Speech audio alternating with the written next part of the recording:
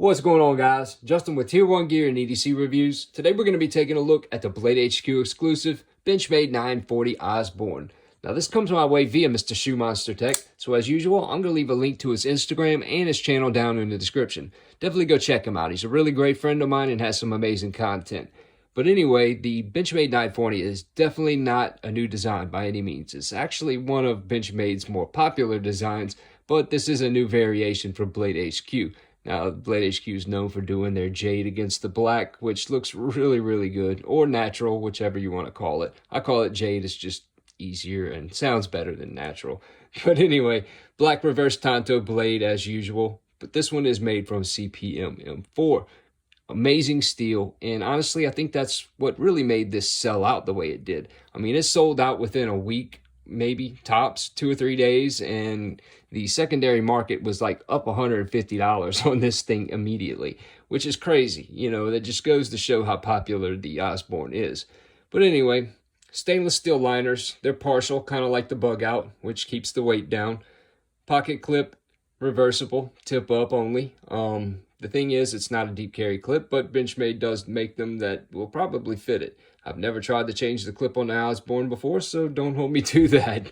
But anyway, axis lock, great action. I really like the length of the blade. You know, the weight's evenly distributed to where whenever you're flipping it, you can really feel it sling out. A little more so than the bug out. The bug out kind of has like a, I mean, you can almost hear it. It has like a little snappy, hollow sound. But this one has more of that Benchmade snap, which reminds me a lot of the Mini Freak. But anyway, hardware's all black, stainless steel. I mean, this is a good look. I just love the jade and black look. As you can see, this is a Tier 1 exclusive. But yeah, great action, slim profile. I mean, this is a great EDC knife all around, and always has been. I don't think I've ever heard anybody have any complaints about the Osborne. It's just an all-around great knife. But anyway, the overall length on this guy is 7.87 inches. The blade, 3.40. The width, 0.875, and the thickness is 0.12. And I want to go ahead and apologize for my lighting. I just got a new camera. Nice HD camera, if you can't tell. And the thing is, I don't have the correct lighting for it, so I have to buy more lighting again, which I just did about a month or so ago, and get it all sorted. Anyway, the handle length is 4.47, width 0.80, thickness 0.44, and get a good weight on this bad boy.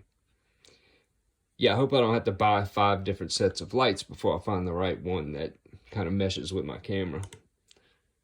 2.640, which is absolutely nothing. A little more than the bug out, but you know, it's a little bit bigger knife, a little longer, I guess you could say. It just feels a little bit beefier. Of course, the bug out has a little bit more of a slim profile. Yeah, all good.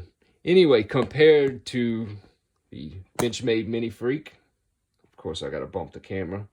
You can see it's, shoot, almost an inch larger than the Mini Freak. And we will compare it to the Paramilitary 3.